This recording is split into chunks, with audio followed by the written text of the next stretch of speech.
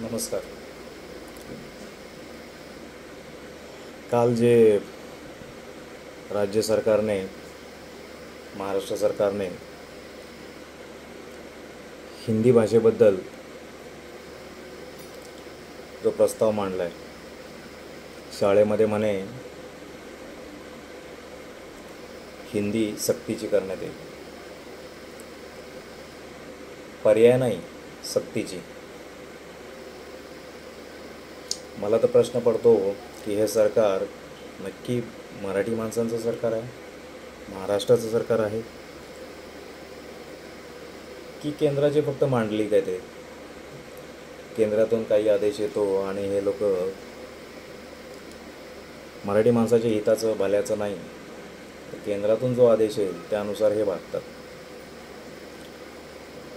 रोज एक नवीन बातमी येते. इथे ह्या मराठी माणसाला मारलं, तिथे ह्या मराठी भाषेवरून वाद झाला, तिथे अजून काही, परवा अजून काही. हे मुद्दामून तर घडवून येत नाही आहे ना, घडवलं जात नाही आहे ना. सर्वात महत्त्वाचा मुद्दा लक्षात घेणं गरजेचं आहे की या सरकारला नक्की काय विचार करून हे लोक हा निर्णय घेतात, कोणाच्या जीवावर? म्हणजे बहुमत मिळालं, सरकार आलं, याचा अर्थ असा होतो की समाजाच्या फायद्याची, समाजाच्या हिताचं एखादं काम त्यांना निसंकोचपणे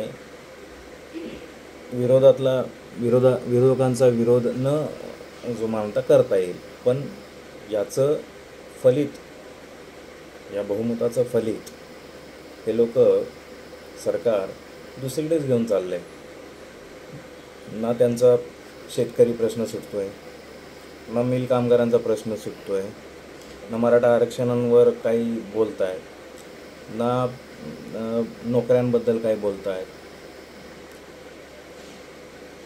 म्हणजे ह्यांना प्रश्न जे मूलभूत आहेत, गरजेचे आहेत, त्याचं काही देणं घेणं नाही आहे या सरकारला. बरं, अशी काही गोष्ट यापूर्वी मराठी माणसाच्या विरोधात जर घडली असती, एक साधारण 15-20 वर्षापूर्वीचा काळ, त्यावेळी ही अशीच भयान शांतता असती का? त्यावेळी हे असेच सगळे गप्प बसले असते का? नाही ना. पण चुकतंय कुठं? सरकार एखादा निर्णय घेते काय, आणि त्यावर फक्त समाज माध्यमांवर जे काही मराठी सेवक असतील तेच व्यक्त होताना दिसत आहेत. बाकीची लोक गेली कुठं? जय शिवराय म्हणण्याआधी जय श्रीराम म्हणणारी मराठी माणसं गेली कुठे? त्यांना हे चुकीचं वाटत नाही आहे का? बरं, सर्वात मोठा मुद्दा हा की ज्या सरकारमध्ये जी 3 पक्ष आहेत, त्या 3 पक्षांचे जे कार्यकर्ते आहेत, जे मराठी आहेत, त्यांना ह्या गोष्टी चुकीच्या वाटत नाही आहेत. म्हणजे सरकारने जे केलं ते योग्य केलं, याच आविर्भावात तुम्ही त्यांना होला हो म्हणणार का? काय म्हणजे चाललंय काय? ही अराजकता का?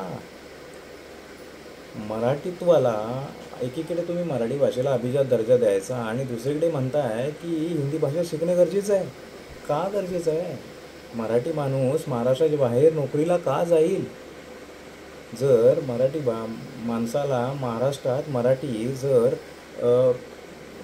सरकारी कामकाजात, नोकऱ्या धंद्यामध्ये, परवान्यांमध्ये सगळीकडे जर अनिवार्य केली तर हिंदीची गरज आम्हाला का लागणार आहे? बरं, बाकीची राज्य द्विभाषा स्वीकारत असताना मराठीलाच तुम्ही त्रिभाषेचं का जबरदस्ती करताय? बरं, हे कोणामुळे? आपल्यातलीच मराठी माणसांतलीच काही लोक जी सरकारपुढे नतमस्तक आहेत, अशामुळेच हे फावत आहे.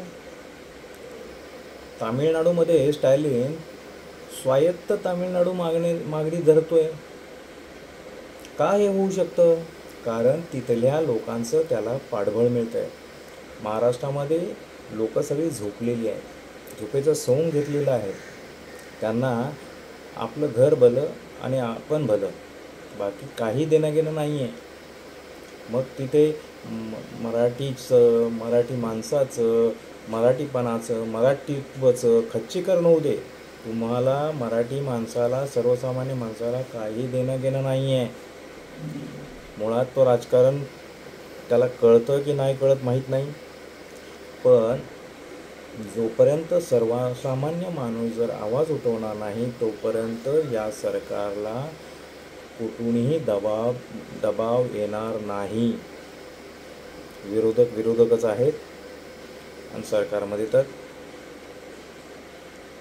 नमस्कारच आहे. सर्वसामान्य माणसाने जोपर्यंत या विरोधात आवाज उठवला नाही तोपर्यंत यांना कुठूनही दबाव येणार नाही. म्हणून समस्त मराठी जणांना विनंती, नम्रतेचे आवाहन की मराठीसाठी निदान या सरकारविरोधी या, एकत्र या, संघटित व्हा. धन्यवाद.